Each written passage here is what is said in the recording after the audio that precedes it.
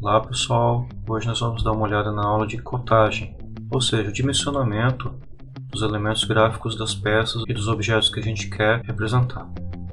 A cotagem é definida pela norma NBR 10126, que define que a cotagem é a indicação das medidas das peças no desenho. A ideia fundamental que a gente precisa ter em mente quando nós vamos cotar é imaginar se, com as medidas que a gente está colocando, vai ser possível fabricar essa peça. Ou seja, a pessoa vai conseguir interpretar, entender bem, a ponto dela conseguir reproduzir essa peça fisicamente. Na cotagem nós temos, entre os elementos básicos, a linha de cota, esse item A aqui, que é a indicação de qual elemento que eu estou querendo fazer a medida. Então, se eu quero fazer a medida dessa aresta horizontal da minha peça, eu vou então representar uma linha paralela a essa aresta, de forma a deixar bem claro o elemento que eu quero dimensionar. Nós temos, para deixar claro essa indicação, as linhas auxiliares ou linhas de chamada, okay, que vem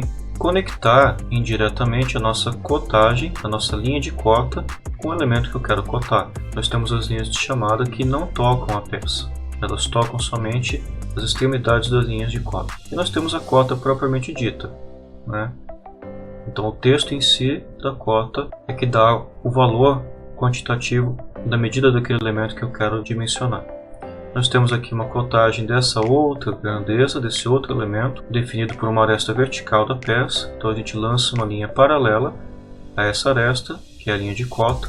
Utilizamos a linha de chamada B e C, o próprio texto da cota, nós definimos aqui para indicar qual o valor dessa dimensão. Quando nós vamos cotar, a gente tem que ter vários cuidados. Entre as recomendações da norma são, quando eu vou fazer a cotagem, por exemplo, desse elemento, eu vou chamar essa medida para a linha de cota, vou fazer a cotagem, eu tenho que tomar um cuidado de colocar o limite da minha cota, da minha linha de cota, tocando a linha auxiliar, mas a linha auxiliar não vai estar tocando a nossa peça. Se eu estou cotando um elemento na horizontal, ou seja, uma cotagem horizontal, o texto da cota tem que sempre ficar acima da linha de cota. Na cotagem vertical, o texto da cota sempre vai ficar à esquerda. Então, se eu coto desse lado, eu vou ter o texto da cota entre a linha de cota e a minha peça. Se eu coto por esse lado, eu vou ter a linha de cota entre a peça e o texto. A nossa linha de chamada vai ultrapassar a linha de cota entre 2 e 3 milímetros, mais ou menos. Aqui nós temos alguns exemplos de cotagem. Nós temos as linhas de chamada, nós temos as setas que indicam os limites das linhas de cota, okay? A própria linha de cota, temos um exemplo aqui, e o valor, né, da nossa cotagem também indica o tamanho real do objeto. Se eu tiver, por exemplo, uma peça como essa, ela está em escala 1:2. Então uma escala próxima ao que a gente teria no papel desenhado, né? Então o tamanho no desenho não é tão diferente do tamanho real da peça. Mas se eu considerar, por exemplo, um prédio, né, um prédio que tivesse 80 metros de comprimento, e eu vou representar no papel com escala 1:100, por exemplo, eu vou dividir por 100 o tamanho das dimensões do meu prédio, então ele vai ter 80 centímetros representado na folha de desenho. Quando eu vou fazer a cotagem, eu não vou colocar 80 centímetros, o valor dessa grandeza. Na cotagem eu vou colocar 80 metros, com o valor e com a unidade de acordo com o valor real. Então aqui eu tenho uma peça que tem 55 milímetros de tamanho na distância do centro dessa circunferência até o limite direito da nossa peça, mas como ela está em escala 1:2, eu tenho uma redução de 2 vezes o tamanho dessa peça representado no desenho. Então essa dimensão graficamente eu vou ter representado no desenho de 27,5, mas eu vou colocar a dimensão real da peça, não a dimensão do desenho.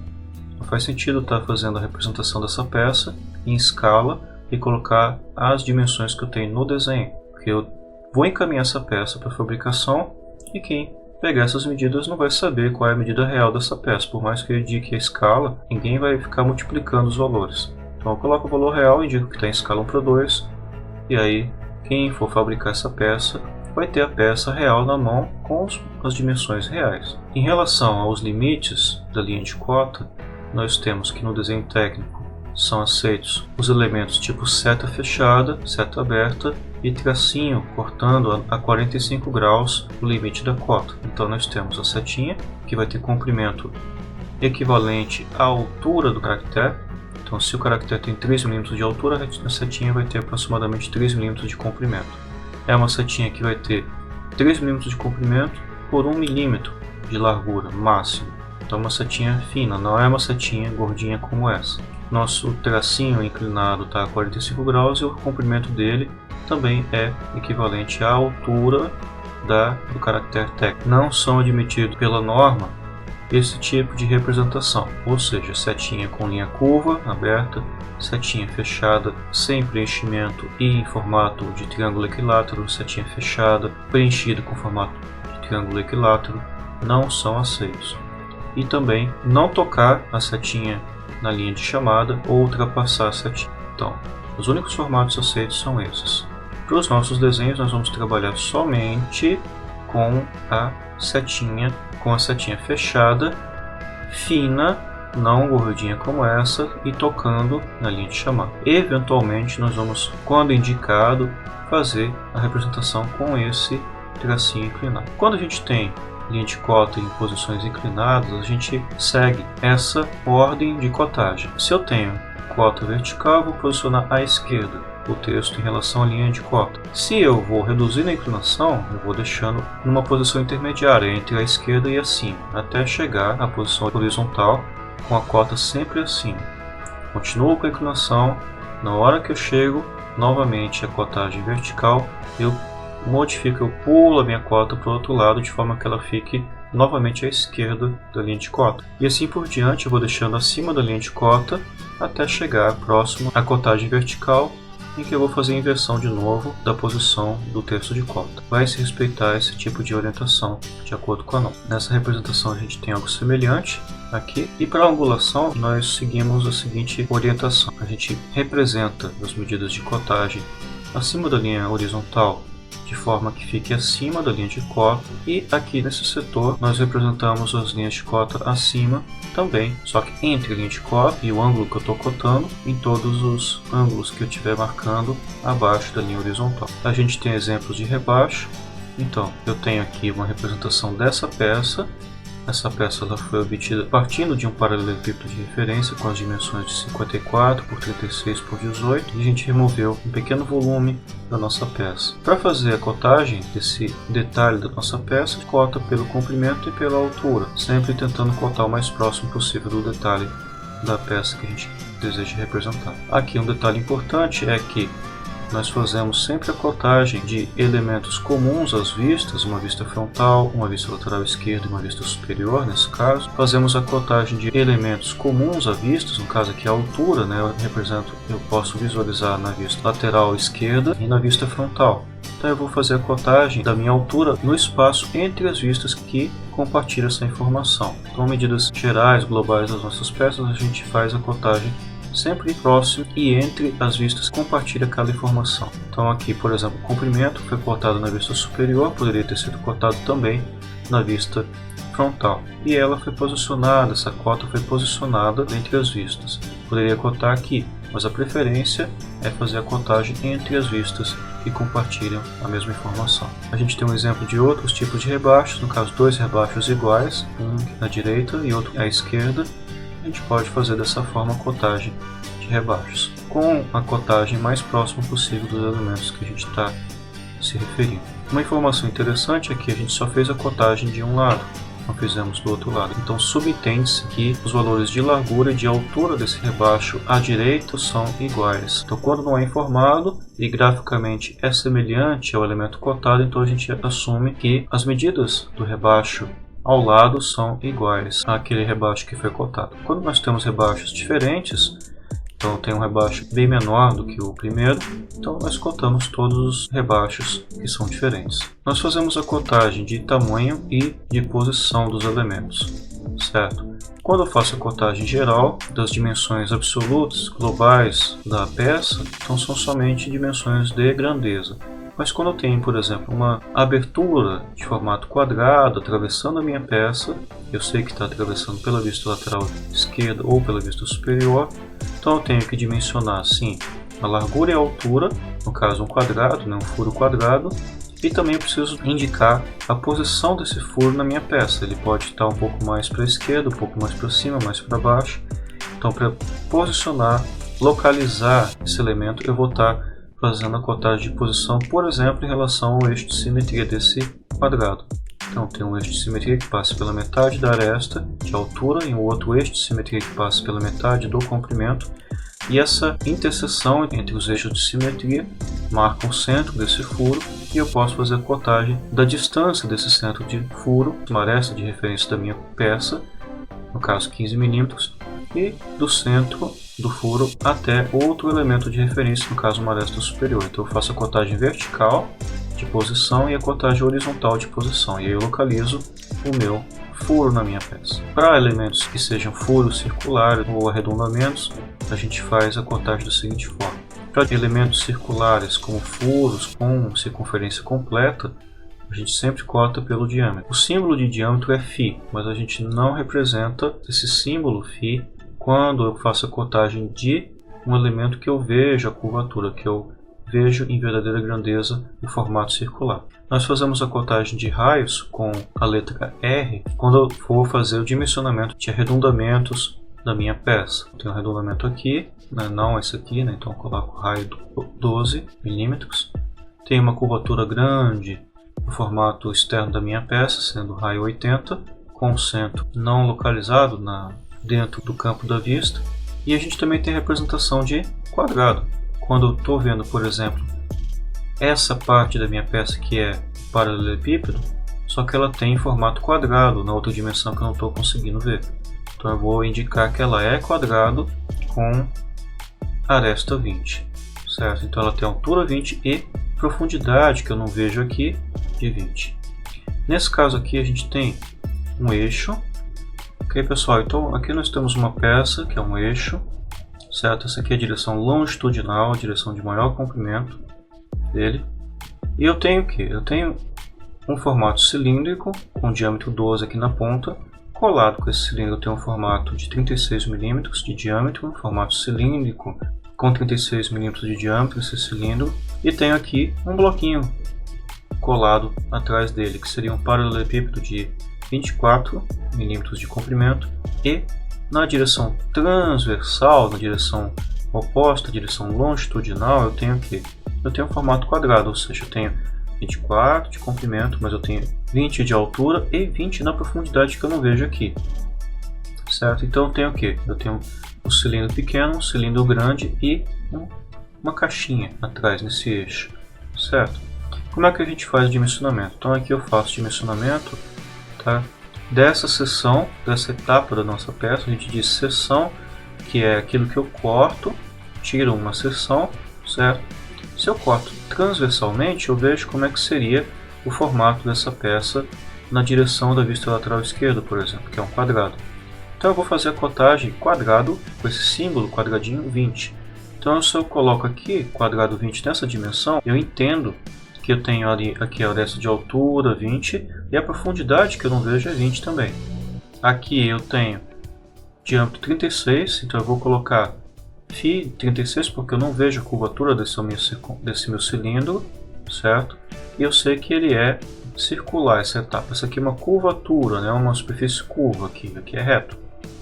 E aqui na ponta eu tenho outro cilindro pequeno com um diâmetro 12, coloco φ, certo? E eu entendo que ele é menor e é circular essa etapa aqui. Nós temos aqui as cotagens no sentido longitudinal, comprimento da peça total, essa etapa relativa ao comprimento dessa seção menor, 15 mm, e 24 relativa ao comprimento dessa seção menor, de 40, né, que é quadrada, né, de 24 mm. Além do mais, a gente tem esse chanfro aqui na ponta, ou seja, tem uma superfície cônica aqui, né? Então a gente tem o ângulo 45 graus, certo? E o comprimento tá 2 mm, ok? Se a gente tem uma superfície esférica para fazer a cotagem, então a gente cota. Se eu quero cotar o diâmetro, eu coloco φ, diâmetro, né? ESF, que é a abreviação de esférico, 32 diâmetro. Se eu tenho uma calota e que eu for fazer a cotagem por raio, então eu indico o centro do raio, certo? Coloco a abreviação de raio com R esférico, 16 no caso. Espaços reduzidos. Quando nós temos espaço normal para fazer a cotagem, certo? A gente faz a cotagem com a linha de chamada. Cotagem normal, por exemplo, se a gente fosse cotar esse espaço daqui para cá, eu teria condições de colocar setinhas aqui, junto da minha linha de cota, certo? E o texto aqui. Mas como nesse caso aqui eu tenho uma aresta muito pequena para cotar, a primeira coisa que nós fazemos é colocar a setinha para fora. Como nesse caso aqui também. Coloco as setinhas para fora do campo da linha de cotagem, ou seja, direciono as setas externamente aos espaços que eu estou cotando. Primeiro a gente tira as setinhas, depois, se o texto não couber, também a gente posiciona fora do campo de cotagem o nosso texto de cotagem. Então aconteceu isso aqui também. Pulei uma setinha para fora, o texto também. Só que eu tenho um outro segmento que eu estou cotando, certo? E ele também é curto. Então eu não tenho condições de colocar a setinha para cá, porque eu vou estar invadindo a outra cota e eu também não consigo colocar a setinha aqui porque o espaço é reduzido. Então nesse caso, nós vamos estar substituindo o símbolo de extremidade da linha de cota pelo tracinho a 45 graus, certo? Então nesse caso, quando tem limitação muito grande, a gente coloca o tracinho. Ainda se eu tivesse mais uma divisão aqui, eu não conseguisse colocar nem a numeração, nem o texto de cotagem, então eu posso fazer uma seta indicando uma cotagem indicativa aqui, puxando a 60, 45 graus uma linha de cotagem, com uma setinha na ponta apontando para a linha de cotagem e aqui colocar o texto de cotagem assim. Nós podemos fazer a cotagem, tá, em alguns casos em paralelo ou de forma aditiva, tomando como referência uma face de referência. Então se eu considero nessa peça aqui a face de referência à direita, então a gente vai estar posicionando, por exemplo, essa dimensão aqui do primeiro rebaixo, comprimento do primeiro rebaixo, 19 mm, em relação à face de referência. Esse segundo detalhe aqui eu estou cotando com a distância total em relação à face de referência, certo? O comprimento dessa etapa aqui até a face de referência. E aqui eu tenho, tá, essa terceira etapa, que é equivalente ao comprimento total, também naturalmente em relação a uma face de referência. A gente pode fazer uma cotagem aditiva quando a gente não tiver espaço suficiente e quando também não prejudicar a interpretação do desenho. Então eu posso fazer de forma mais simplificada em relação a uma face de referência e eu vou estar cotando aqui esse espaço equivalente aos 19 só com a linha de chamada e o texto. Da mesma forma eu vou estar indicando aqui a próxima etapa, o próximo degrau, 35 mm em relação à face de referência e o total, que é o comprimento total da nossa peça, 47 mm. A gente pode fazer a cotagem de referência em duas direções, então eu tenho aqui na lateral da nossa peça, definida por esse contorno visível aqui, na face lateral esquerda eu tenho uma face de referência. Então tudo eu posso estar cotando nessa direção horizontal em relação à face de referência, ou seja, o comprimento do rebaixo, o posicionamento horizontal do centro dessa furação aqui, circular, 62 mm em relação a essa face. O comprimento total também, naturalmente. Posso estar cotando a distância horizontal do centro dessa furação, certo? O comprimento dessa etapa da nossa peça até o rebaixo, também em relação à face de referência. E a outra face de referência que foi tomada como a aresta superior me dá uma referência para fazer as cotagens verticais, todas em função a ela também. O centro dessa furação na direção vertical, o centro dessa furação na direção vertical, o comprimento na direção vertical desse rebaixo, o comprimento total da nossa peça, além desse rebaixo também. Nós podemos considerar, nesse exemplo dessa placa com várias furações, uma cotagem também por duas faces de referência. Então eu tenho face inferior e face lateral esquerda como referências, eu faço uma cotagem aditiva dos posicionamentos de cada furo. Por exemplo, furo 4 tem 8 mm de distância no eixo X, no eixo horizontal, e 8 mm no eixo vertical, e o diâmetro é 4 mm. E assim por diante. Esse furo aqui eu tenho diâmetro de 6, distância 35 mm em relação à face de referência e de 3 mm em relação à face de referência inferior. Nesse mesmo caso aqui a gente pode fazer uma cotagem diferente. Nós podemos fazer a cotagem por coordenadas. Então eu posso considerar a mesma peça anterior. Qual era a peça? Essa aqui. Ao invés de eu fazer a cotagem sobre a peça, eu faço a identificação de cada furo. Então eu faço aqui cada furo com uma identificação, não é o diâmetro esse número aqui. Então, furo número 1. Associo uma tabela em que eu indico as cotas no eixo X associado a essa aresta do horizontal, eixo Y associado a essa aresta vertical. Tomo como referência de origem o canto inferior esquerdo da peça. Então, o nosso furo 1, ele vai ter então posicionamento no eixo X de 8 mm, posicionamento no eixo Y vertical de 8 mm e diâmetro 4, certo? Furo 2, ele tem posicionamento horizontal em X 8 mm, 38 mm de posicionamento ao longo do eixo vertical e também tem 4 mm. Furo 5, ele tem posicionamento no eixo Y de 35 mm, 23 mm no eixo Y e tem quanto de diâmetro? 6 mm. E assim por diante. Então a gente tem, quando temos uma limitação de espaço muito grande, a gente pode fazer esse tipo de representação por coordenadas. Quando nós temos furos igualmente espaçados, como nesse caso dessa chapa toda furadinha aqui, com várias furações, esse disco com várias furações também, igualmente espaçados, de forma angularmente equidistantes, então nós podemos fazer o seguinte. Na perspectiva, a gente tem uma ideia da cotagem mais geral da nossa peça. Eu tenho comprimento de 150 mm, altura 30 mm. Eu tenho esse primeiro furo distanciado da face esquerda de 15 mm. Eu tenho um espaçamento entre os furos de 30 mm, ok? Entre si. Tenho um diâmetro de 6 mm de cada furo e espessura de 5 mm da nossa peça. Então, quando nós fazemos a cotagem numa vista frontal, nós podemos cotar comprimento 150 mm, altura 30 mm, e em relação às furações a gente pode fazer uma simplificação. A gente corta a primeira posição do primeiro centro desse primeiro furo, certo? Depois todos os outros espaçamentos são cotados do primeiro furo ao final, ao último furo, certo? E eu corto como 4 espaços de 30 mm, totalizando 120 mm. Para os diâmetros dos furos, eu vou indicar o seguinte: eu não vou estar cortando o diâmetro de todos eles. Eu vou estar cortando o diâmetro de um e vou indicar na cota 5 furos X, ou seja, 5 furos de diâmetro 6 mm. Então, eu obrigatoriamente tenho que colocar o símbolo Φ, indicando que os diâmetros de todos os furos é 6. E eu não preciso fazer a representação de uma face de uma vista lateral esquerda ou superior. Basta eu indicar que a espessura ESP, abreviado da peça, é 5. Então, para uma peça fina como essa, sem detalhes em outras direções a não ser espessura, a gente faz a simplificação para uma vista só. Caso semelhante nós temos aqui nesse disco. Eu tenho a espessura 5, diâmetro total de 52 mm e tenho uma furação com furos equidistantes angularmente. O ângulo entre os centros de cada furo é 60 graus, então quando eu vou fazer a representação, tá, e a distância de cada centro de furo em relação ao centro da peça é indicado por essa cotagem aqui. Eu tenho 40 mm total, certo, que é exatamente o diâmetro que eu consigo inscrever uma circunferência passando por todos os centros desses furos, ok?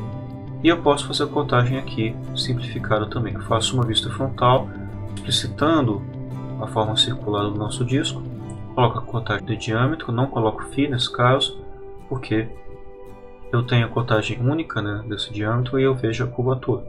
Tenho a cotagem das distâncias de centro, 40 mm, tenho o ângulo entre essas linhas de centro das furações e eu só coto uma vez, certo? E eu vou considerar que as distâncias entre os centros de furo são 60 graus equidistantes. Para os diâmetros dos furos eu faço de forma semelhante ao caso anterior. Eu vou cotar só um furo e vou indicar que são 6 furos no total. 1, 2, 3, 4, 5, 6 furos, todos eles com diâmetro Φ 5 mm. Então aqui obrigatoriamente eu tenho que colocar Φ para saber o que eu estou me referindo. Se eu tivesse, por exemplo, 120 furos de 121 mm, eu não saberia, se eu não colocasse Φ, quem que é diâmetro e quem que é quantidade. Então a gente coloca sempre Φ junto do diâmetro que eu quero cotar. E a espessura, que é 5 mm também, eu coloco aqui no local visível da nossa peça SP.5, ok? Os cordas, ângulos, tá, devem ser cotadas de acordo com o que nós temos nesses exemplos. Comprimento linear, posso estar indicando, certo? Esse pequeno setor, posso colocar como comprimento não linear, certo?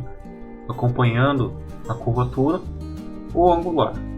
O raio definido por outras cotas tem que ser indicado com o símbolo R. Nesse caso aqui, nós temos o que? Nós temos, tá, esse elemento originalmente retangular que foi feito um arredondamento nas extremidades. Tenho a largura da nossa peça 12 mm e eu posso fazer a cotagem desse arredondamento indicando o que? Que eu tenho o raio aqui associado a essa largura aqui. Nesse caso, subentende-se que esse R é metade desse 12 pela posição das linhas de simetria, e o valor dele vai ser interpretado como 6. E a gente faz sempre a cotagem de comprimento, nesse caso, entre centros de furos, no caso 30. De maneira geral, as regras de cotagem são o seguinte, né? A distância entre uma linha de cota e no desenho deverá ser sempre entre 7 mm e 10 mm. Então, eu tenho a distância da minha linha de cota em relação ao elemento que eu quero cotar entre 7 e 10 mm. Se eu tiver mais níveis de cota, certo? A gente precisa estar considerando um espaçamento. Por exemplo, se eu tiver uma cotagem aqui, outra cotagem adicional aqui, eu vou estar distanciando entre elas entre 7 e 10 mm. A linha de extensão deverá ultrapassar a cota entre 2 e 3 mm aqui, ou a linha de chamada, né? Não devendo tocar o contorno do desenho. Então, a gente deixa um espaço de mais ou menos 1 mm, né? Sem tocar a linha de chamada na peça. A cota deverá situar sempre acima da linha de cota quando estiver na horizontal. Já comentamos sobre isso, né? E a cota, estando na posição vertical, deverá estar sempre à esquerda. As setas de extremidade da linha de cota deverão obrigatoriamente tocar as linhas de extensão ou linhas de chamada. Ok? Comprimento de 3 mm da nossa setinha e largura máxima de 1 mm. A gente tem aqui alguns exemplos de cotagem. Na face inferior nós temos cotagem do comprimento total da nossa peça. Eu tenho a cotagem do comprimento até o rebaixo. Então aqui eu deixo entre 7 e 10 mm essa distância. Entre essa cotagem e a próxima eu deixo também entre 7 e 10 mm. Se eu fiz com 7 aqui, eu vou fazer com 7 também. Se eu fiz com 10, eu vou fazer com 10 também. Aqui eu também deixo 10 mm, entre 7 e 10 mm. Coto sempre à esquerda. Aqui eu coto sempre à esquerda também, deixo essa distância. Quando eu tenho uma outra cota, certo, no mesmo sentido, alinhada, normalmente a gente faz o alinhamento completo aqui. Eu não vou fazer a cotagem a 7 ou 10 mm aqui. Eu continuo na minha linha de cota e faço a cotagem normalmente aqui. Nesse caso, a setinha não cabia, pulei para fora, a outra setinha coincide com a setinha dessa cotagem, então não tem problema. E a gente coloca o texto da cota também para fora. Aqui ficaria muito apertado. Ok? Também um exemplo de cotagem vertical à esquerda da linha de cota, cotagem horizontal acima da linha de cota. Aqui nós já comentamos sobre a direção de cotagem inclinada, certo? Quando tem inclinação completa, fica à esquerda. Quando tem inclinação completa 0, certo? Coloco acima da linha de cota. E qualquer uma das opções à esquerda com inclinação eu vou estar colocando acima da linha de cota e aqui também acima, só que invertido em relação, espelhado em relação ao caso da esquerda. As cotas maiores deverão ser colocadas por fora das menores, evitando-se cruzamento de linhas de chamada. Então, nesse caso dessa peça, eu vou estar considerando que eu tenho comprimento aqui, eu tenho essa altura da minha peça 30 mm. Eu tenho a altura total da minha peça 50, eu vou sempre cotar a dimensão maior por fora. Porque se eu cotar por dentro, eu vou estar tendo um cruzamento desnecessário de linhas de chamada. Aqui da mesma forma, eu tenho o comprimento total 70 da minha peça e até o rebaixo 60 mm. Eu vou estar cotando 70 por fora, porque se eu cotar por dentro, eu vou estar tendo um cruzamento desnecessário de linhas. Okay? Quando não houver saída, como nesse caso aqui, não tem problema, mas a gente evita, certo, o cruzamento de linhas de chamada. Nesse caso também eu tenho 50. Tá? É uma cota redundante só para mostrar o exemplo, tá, pessoal? Então eu tenho essa condição aqui. Eu não vou estar colocando 20 para fora, senão vou ter dois cruzamentos desnecessários, né? A cotagem deverá ser feita preferencialmente fora da vista, não sendo errado, porém em certos casos, cotar-se dentro da peça.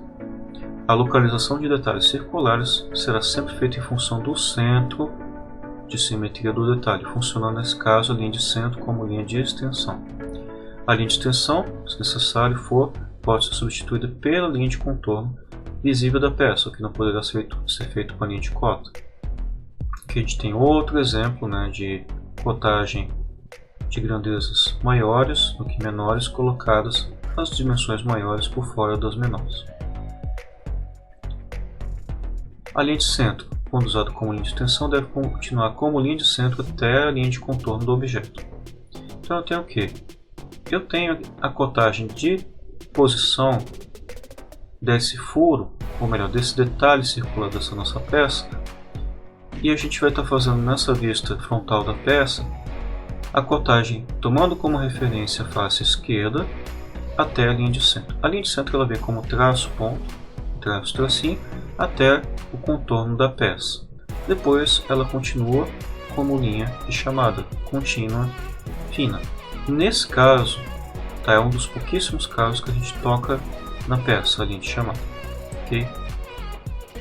Aqui é a mesma situação, venho com linha de traço tracinho, traço ponto, até o contorno da peça. Depois eu continuo com linha cheia, aqui também, certo? As circunferências são cotadas pelos diâmetros, conforme os exemplos abaixo. Se eu vejo a curvatura da minha circunferência, eu não coloco o símbolo φ, certo? Se eu não vejo, tá, o contorno da minha circunferência, eu coloco φ. Então nesse caso aqui eu tenho a mesma peça na vista frontal e na vista lateral esquerda. Então aqui o diâmetro total eu vejo a curvatura, eu não coloco φ. No diâmetro da minha peça menor, do detalhe menor, eu não vejo o diâmetro, que seria esse aqui, né? Eu estou cotando numa vista que eu não vejo a curvatura, então eu coloco φ. Para cotagem de raios, a gente tem que utilizar alguma das formas abaixo, certo? Se o centro do arco estiver indicado, a gente pode omitir a letra R se quiser. Então, se eu tenho o centro do raio, eu posso omitir a letra R. Tá? Se eu não tiver, a gente coloca R. Okay? Se na cotagem de raios eles forem muito grandes, ou seja, o centro do arco está além dos limites do desenho, então a gente pode utilizar uma das formas abaixo. O centro cai fora de um eixo que atravessa o meu desenho, então eu coloco R210 e não indico mais nada, só indico uma direção. Se o eixo cai dentro, ou seja, um eixo que contém o centro do meu raio, nesse caso eu tenho uma curvatura que tem um centro bem distante, passa por mim e vai embora, tá? Porque ele é muito longo, não 80 centímetros ou milímetros, tá? Mas o eixo, tá? O eixo ele pode ser representado nos limites do desenho, então eu faço um centro fictício e faço uma ruptura da linha de cota. Tá? A linha de centro não está representada nos limites do desenho, estaria aqui em cima, traço ponto, certo? Eu represento dessa forma, simplificada. Se a linha de centro desse arco passa pela peça, dentro dos limites do desenho, então eu represento um limite fictício mais próximo um pouco, faço uma quebra, uma ruptura, né? Uma quebra da linha de cota para indicar que esse centro é fictício, certo? Diferentemente desse caso aqui, né? Que eu tenho o centro aparecendo dentro dos limites do desenho, e coloco a cotagem real. Para a cotagem de ângulos, conforme nós já falamos, a gente pode indicar o número de furos, se eles forem com o mesmo diâmetro, certo? E o diâmetro com φ associado. É angulação, né?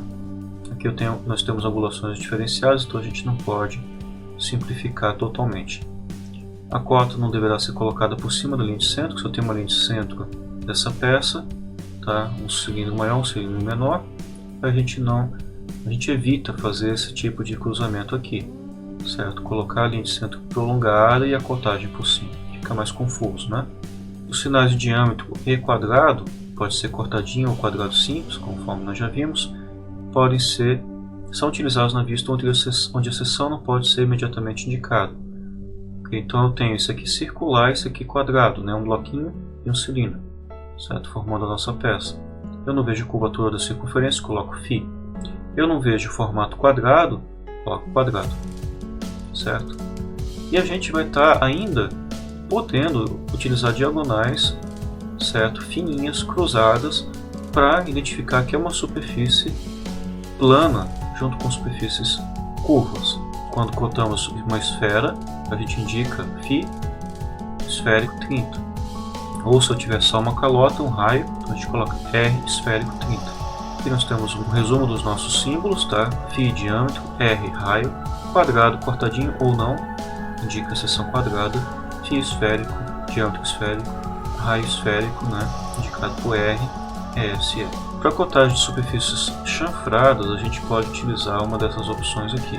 Uma quebra de campo, em que eu tenho essa distância horizontal 12 e a distância vertical 12. Eu posso indicar cota linear e cota angular, ou posso simplificar esse mesmo caso com uma única linha de cota, indicando 12x12. Para cotagem de chanfros pequenos, a gente pode fazer a cotagem, por exemplo, do cateto, dessa distância menor, 4 vezes 45 graus, que é o ângulo do nosso chanfro. Para cotagem de pequenos detalhes, a gente vai estar procedendo da seguinte forma. Então, nesse caso, nós temos todos eles alinhados aqui, evitando fazer esse tipo de coisa. Ou seja, eu tenho a cotagem está toda quebrada, né? Então a gente procura alinhar, deixa eu ver um desenho mais claro de se entender. Aqui a gente tem uma situação também não recomendada, né? Eu tenho a cota toda quebradinha, certo? E o recomendado é a gente fazer o alinhamento de todas as cotagens semelhantes. As cotas deverão ser distribuídas entre as vistas, então se eu tenho obrigatoriamente várias vistas, a gente procura distribuir as cotagens, procurando representar, colocar a cotagem nas vistas que melhor representam aquelas dimensões. Então a distância de centro de furo fica mais bem representada, tá? O posicionamento desse furo eu vou estar representando melhor nessa vista superior, que eu indico a distância do centro até essa face aqui da nossa peça. A largura fica bem representada, ou a profundidade fica representada bem nessa vista, comprimento nessa, ok? Nessa vista lateral esquerda fica bem representado o detalhamento desse rebaixo aqui da nossa peça. Aqui eu vejo em cima, né? Mas aqui eu vejo a forma dele, então eu coloco comprimento e altura, ok? E assim por diante. O outro posicionamento, o posicionamento no sentido vertical, no outro sentido também da nossa peça, também está indicado aqui, certo? O raio de curvatura dessa parte frontal, indicada nessa vista aqui. Em certos casos a gente pode utilizar linhas de construção auxiliares para fazer a cotagem, ok? Então eu faço prolongamento dessa aresta aqui, linear, faço prolongamento dessa aresta aqui também, e eu posso fazer a cotagem na interseção dos prolongamentos dessa linha vista. Havendo várias circunferências concêntricas, a gente não deve colocar mais do que duas cotas passando pelo centro, para não dificultar a leitura. Então, se eu tenho várias circunferências como essas aqui, a gente coloca só duas no máximo, tá? Sem colocar o fio, porque eu vejo a curvatura da circunferência nessa vista, certo? E 15. Para fazer a cotagem, tá, do diâmetro total, por exemplo, a gente vai lançar uma cotagem linear por cima sem fio. Aqui a gente não vai estar cortando linha oculta, né? Para a cotagem de detalhes representados por meio corte, nós vamos ver em breve, deve-se proceder como no exemplo a seguir. Então a gente vai estar cotando, por exemplo, o diâmetro desse rebaixo que está oculto na peça só com a metade da cotagem. E aqui também da mesma forma e aqui também da mesma forma. Quando a gente tem a cotagem de um rebaixo em corte como esse, então a gente precisa, quando necessário, fazer a cotagem por dentro da peça e ela já está achurada, tem essas linhas aqui indicando o corte, então a gente faz uma interrupção, tá, na achura para poder fazer, para representar corretamente a nossa cota. Quando a gente utiliza indicadores na cotagem, a gente deve incliná-los a 30, 45 ou 60 graus, tá, com a seta tocando o detalhe, tá, escrevendo a notação na extensão horizontal vertical. Então tem aqui uma cotagem, tá, com indicador, então estou indicando aqui que é esfera ou é ESF raio 12, ok? Então eu puxei a minha cota para cá com um ângulo de 30 graus em relação ao horizontal, poderia ser 45 ou 60, e nesse prolongamento da minha linha de cota a gente faz o texto na horizontal ou na vertical, de acordo com a necessidade do desenho. Aqui, conforme nós já vimos, a gente pode estar simplificando uma peça com furos angularmente equidistantes, tem o mesmo ângulo entre os centros, ok? E a gente vai estar cotando, tá, o número de furos e o diâmetro. Então são 8 furos com diâmetro de 12 mm. O ângulo eu coto só uma vez entre os centros e eu faço a cotagem, certo, do diâmetro da circunferência que contém todos os centros de furos. Bom, como observações complementares, naturalmente a cota tem que ser executada de uma forma funcional e objetiva para dar uma boa ideia, né, das dimensões da peça. As linhas de cota, chamada extensão, são sempre finas. A gente deve evitar o cruzamento de linhas na cotagem. As linhas de centro, simetria e contorno do desenho não podem ser usadas como linhas de cota. O desenho pode ser executado em qualquer escala, porém as escalas são sempre representadas nas medidas reais do nosso objeto. Na cotagem a gente só utiliza letras e algarismos e números normalizados. A mesma cota mostrada mais de uma vez no desenho é considerado erro técnico. Havendo a necessidade de cotar um desenho em perspectiva, os algarismos também deverão ser perspectivados, como se estivessem inscritos numa face que foi inclinada. As cotas de localização de um elemento devem ser efetivadas em primeiro lugar e depois em seguida a gente coloca as medidas de grandeza.